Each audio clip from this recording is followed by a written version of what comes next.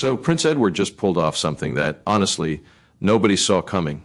And the way he did it is almost more interesting than what he actually won. Because for years, Charles had apparently been operating under this assumption. And it's a pretty wild assumption when you think about it, that as king, he could basically reorganize the family assets however he wanted. He thought he had the final say over royal property, royal titles, and anything connected to them. And on March 25, 2026, he found out in writing that he absolutely does not. What makes this whole situation so fascinating is that Edward didn't just win a fight, he exposed a fundamental misunderstanding at the top of the monarchy about what a king can and cannot do, and he did it by being the one person in the family who apparently kept every single receipt. So here's where it starts. Queen Elizabeth, before she died in September 2022, made a series of decisions that were extremely deliberate. She had watched the family change. She had watched pressure build around money and titles and control, and she knew exactly what she wanted locked in before she was gone. The Dukedom of Edinburgh was going to Prince Edward. That was not up for debate. That title had defined Prince Philip for more than 70 years. It was his entire life's role, and Elizabeth made sure it would pass to the one son who stayed steady, stayed out of scandal, and never brought harm to the monarchy. That promise was fulfilled in April 2023 when King Charles officially handed Edward the title. And if the story stopped there, everything would be fine. But it doesn't stop there because the title was only half of what Edward inherited. The other half was Bagshot Park. And this is where the whole thing gets complicated in a way that actually matters. Bagshot Park is not just a house. It's a 120-room Tudor Gothic mansion sitting on 51 acres inside Windsor Great Park. It's the seat of the dukedom. And in her final years, Elizabeth signed a letter of intent that tied that estate directly to the Edinburgh title. That letter was witnessed by Prince Philip as he was dying. He knew exactly why it mattered. He knew that without it, Edward could lose everything tied to that title, so Elizabeth locked it in. The title and the estate were meant to stay together. That was her decision, clearly documented with witnesses. But after she was gone, a completely different mindset took over inside the palace. Charles had believed for years, and this is the belief that caused this entire situation, that modernization gave him the right to review everything, to cut costs, to restructure, and if necessary, to take things back. By 2026, that belief had turned into actual action. There were reviews of royal leases, financial audits, pressure being applied behind closed doors to change how members of the family lived, and Bagshot Park became a target. Now, here's where it gets genuinely ugly. Edward received the dukedom in 2023 after waiting his entire life for it. He watched his father carry that title for decades. He finally stepped into that role, and within 3 years, the same institution that gave it to him began trying to strip away the home that gave the title meaning. He wasn't just being challenged, he was being weakened, because without Bagshot Park, the dukedom becomes empty. Just a name without a base, just a title without power. And what makes this even worse when you actually look at the details is what Edward took on when he got that estate. Bagshot Park was in terrible condition when it was offered to him. In 1996, when the army chaplains left, the building was worn out, outdated, and had been ignored for years. The Crown Estate didn't even want to keep it as a royal residence.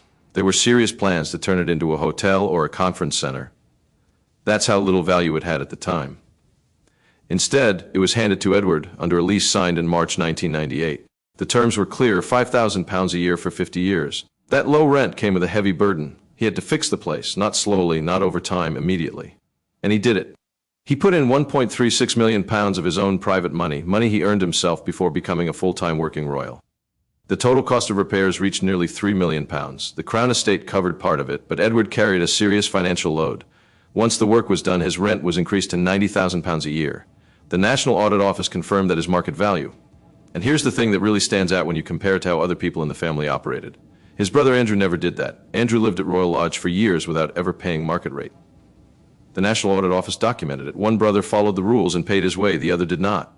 And now the institution that allowed that double standard was turning its attention to the brother who had done everything right. Edward went even further in securing his position.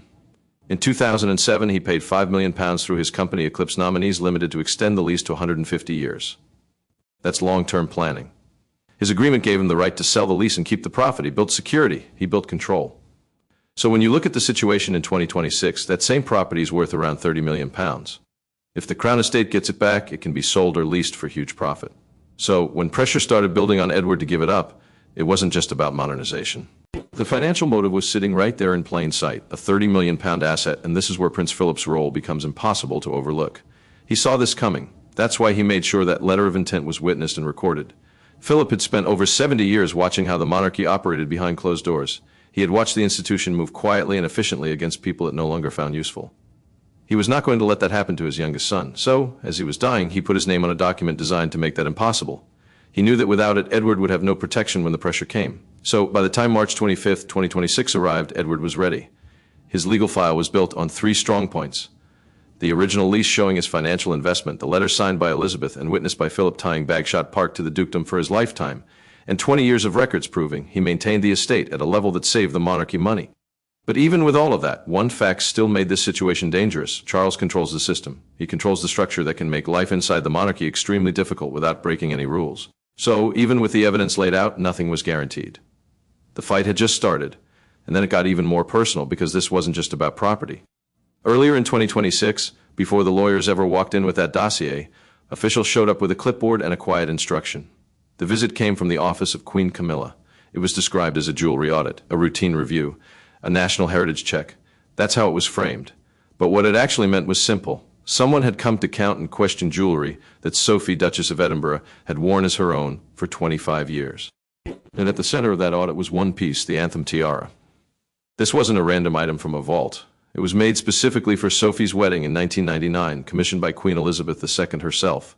It was built using 4 antique elements, shaped in a honeysuckle design taken from the private collection of Queen Victoria. For nearly 2 decades, it was the only tiara Sophie ever wore. That detail matters more than people think. Sophie was never given open access to the grand state tiaras the way other senior royals were.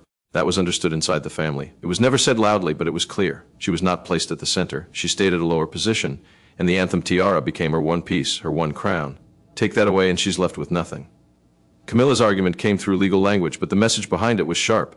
Because the tiara used gold and stones from Queen Victoria's era, it could be classified as crown property. That meant it should be held in the central royal vault and only issued out for official use. The meaning was clear. Sophie would no longer own the tiara she wore on her wedding day. She would have to ask permission to wear it, and the logic behind it was dangerous because if that argument holds, it doesn't stop with one tiara. It opens the door to reclaim dozens of personal gifts given by Elizabeth over her 70-year reign. It doesn't stop at Sophie.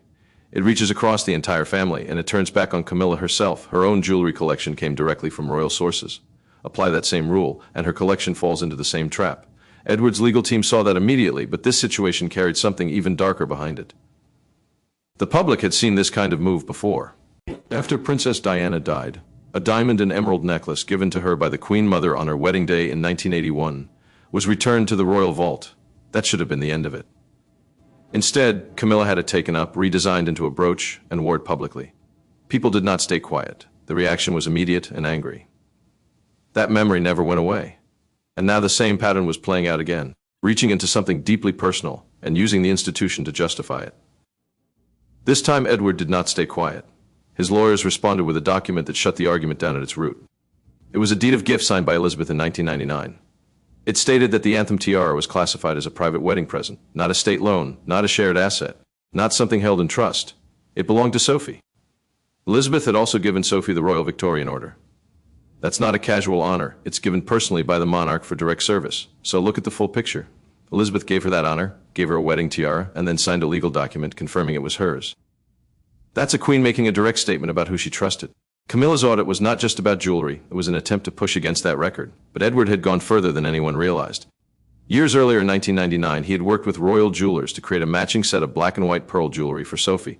A necklace and earrings designed to sit perfectly with the anthem tiara.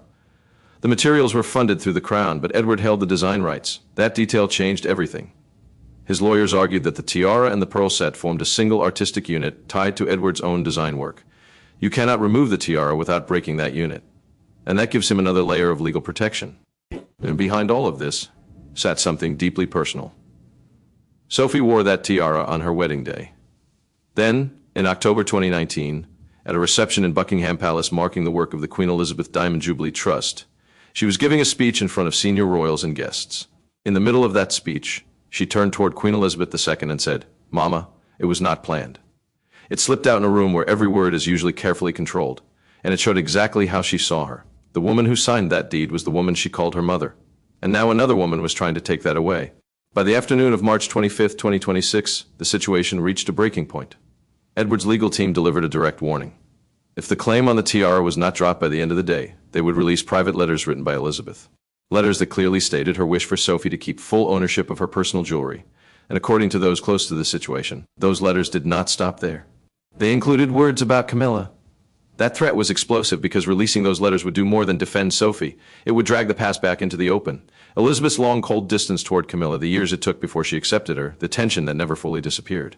Charles had spent years rebuilding Camilla's image, turning her from a deeply unpopular figure into queen consort. Those letters could destroy that work in a single day. This was no longer about a tiara. It was about control, reputation, legacy. By the evening of March 25th, the anthem tiara still remained in Sophie's possession, exactly as it was given to her. But after the audit and the legal pressure, Edward made his move.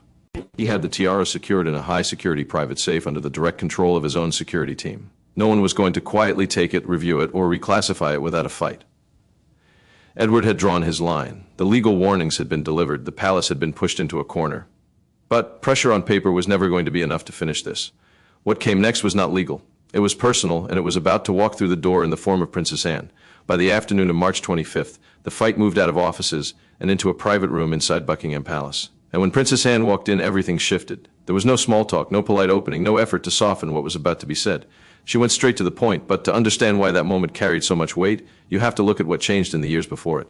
Anne and Sophie were not always close.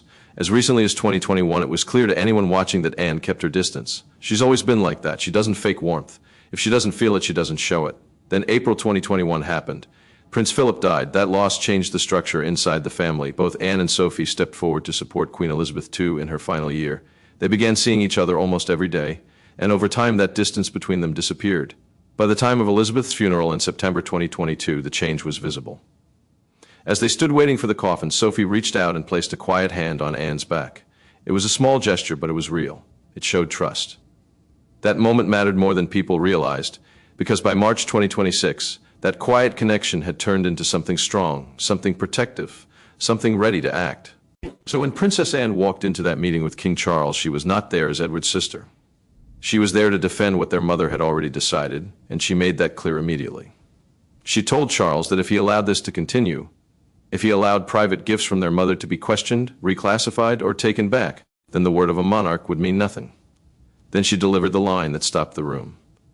If our mother's signature on a lease or deed of gift is not worth the paper it's written on today, then your signature will be worth even less tomorrow. Anne was attacking the foundation. A king's authority only works if people trust what he signed. That trust doesn't start with him. It comes from every monarch before him. Break that, and everything weakens. She had also already reviewed the Bagshot Park documents herself. She knew exactly what Prince Edward had paid, what he had signed, and what the Crown Estate had accepted. The core of that agreement is simple. Edward holds a long-term legal lease over the property backed by his own financial investment and binding terms that give him full right to live there and control it within that lease. Anne's position was direct. Edward paid for that home. The Crown Estate took his money under those terms. That agreement stands. There's nothing left to argue. Anne didn't treat the tiara and the house as separate disputes. She made it clear they were the same fight. Both were things Queen Elizabeth II had personally given and backed by signed documents, and both were now being challenged using the same argument. Anne made the point directly. If they succeed in taking one, they open the door to take the other. And once that door is open, nothing Elizabeth signed is safe anymore. There was a sad twist to this that had to do with Sophie. Sophie, Duchess of Edinburgh, lost her mother when she was young. Over the years, Queen Elizabeth II became the closest thing she had to a mother. Anne understood exactly what that meant. She had lost her father in 2021, then her mother in 2022. She knows what it means when those connections are gone and all that remains are the things they left behind. So, when the tiara and the home were targeted, Anne didn't see paperwork. She saw something being taken from someone who had already lost enough. And there was another layer that made this even harder. Anne had seen this before. She was close to Princess Diana. She watched how Diana's position was slowly broken down. The removal of HRH, the isolation, the loss of support. She saw a woman give everything to the monarchy and then get pushed aside. Now she was watching pressure build again, different person, same pattern. She was not going to stay quiet this time. Then she went further. She told Charles that if Camilla didn't stop, she would act, not privately, publicly. She would oversee a full audit of the Queen's household, not just basic numbers, everything, expenses, staffing, allocations tied to Queen Camilla herself. That threat landed hard because Anne is the one person in the family who could make it real and be believed. She has a long record of discipline and financial control. If she says she'll expose something, people listen. And she didn't stop there. She brought up Edward's children. There had been quiet pressure to push James, Earl of Wessex, and Lady Louise Windsor into full private status earlier than planned, meaning they would step away from their protected royal position and lose the security and support that comes with it. Anne stopped that immediately. She made it clear that this decision belongs to their parents and to the children themselves, not to Queen Camilla. And this mattered to her for a reason. Anne chose a private life for her own children, Peter and Zara, years ago, but that was her choice. No one forced it. What she was seeing now was different. This was pressure, and she was not going to allow it. By the time the meeting ended, the situation had changed completely. Charles was left sitting with two options, both of them bad. He could back Camilla and risk breaking the credibility of his own authority, or he could step back and accept that some lines cannot be crossed. There was no clean way out, and as Anne walked out of that room, one thing was clear. This was no longer just Edward's fight. It had become a direct challenge to the king himself. After reviewing a full dossier, King Charles III's own legal team delivered their conclusion. The position of Prince Edward was virtually unbreakable, every piece held. No royal order could override it. Charles had lost that fight. For years he had operated on a belief that seemed obvious to him. As king, as the one who granted the dukedom in April 2023, he believed he still held control over what came with it, the title, the property, the structure around it. His own lawyers told him in writing that he did not. What his mother gave Edward was not temporary. It was a legal inheritance, and it was out of his reach. That alone was enough to shake him, but there was something else in the file that hit harder. The letter witnessed by Philip. Charles knew his mother had always protected Edward and Sophie. He knew where her loyalty sat, but he did not know that Philip, in his final stage of life, had formally backed that protection in writing. That detail changed everything, because it meant this wasn't just Elizabeth's decision. It was both of them. But after all this, the pressure still didn't stop. Queen Camilla did not back down. Her position was specific. She wanted the same rules applied across the royal family. That meant reviewing private gifts like the tiara, tightening control over properties like Bagshot Park, and making sure no one operated outside the system the palace was trying to enforce. She wanted everything brought under central control, and that's where the real issue began. Because Edward and Sophie were already operating outside that structure. They had their own secured home. They had shown they could manage without depending fully on palace control, and that made them difficult to bring in line. So now everything began to look like an effort to pull them back under control by removing the very things that gave them independence. As a result of all this, the situation inside the palace began to break.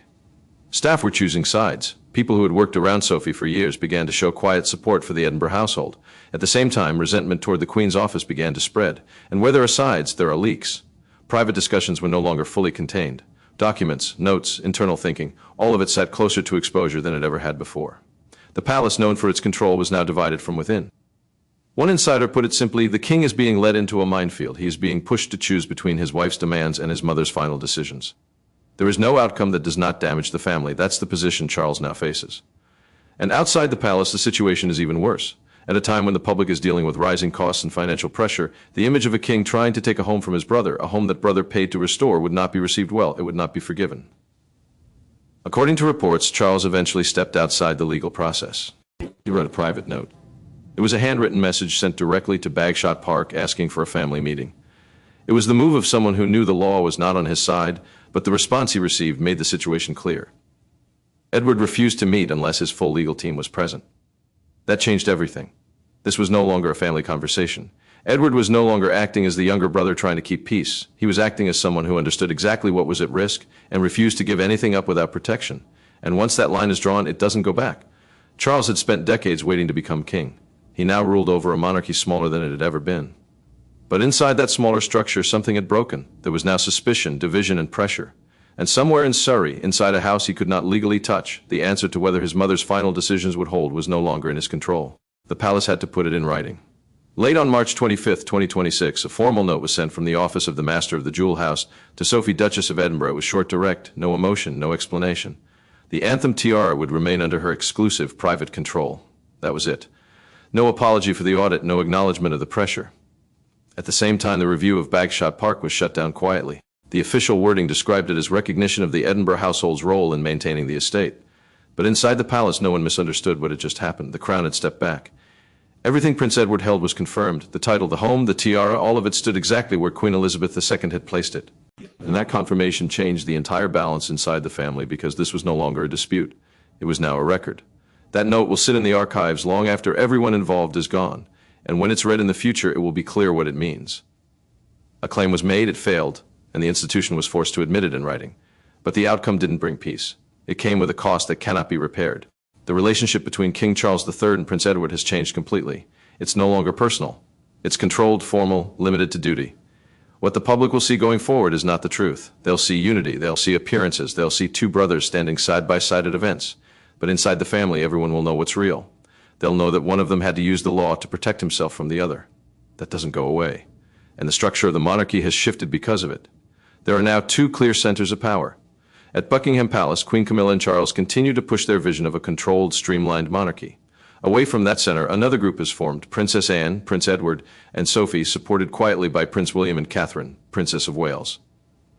They're not operating loudly, but they're holding a line, protecting what was built before, refusing to let it be rewritten. And that divide is now fixed. For James, Earl of Wessex, and Lady Louise Windsor, this moment will not be forgotten. They watched their father fight without public drama.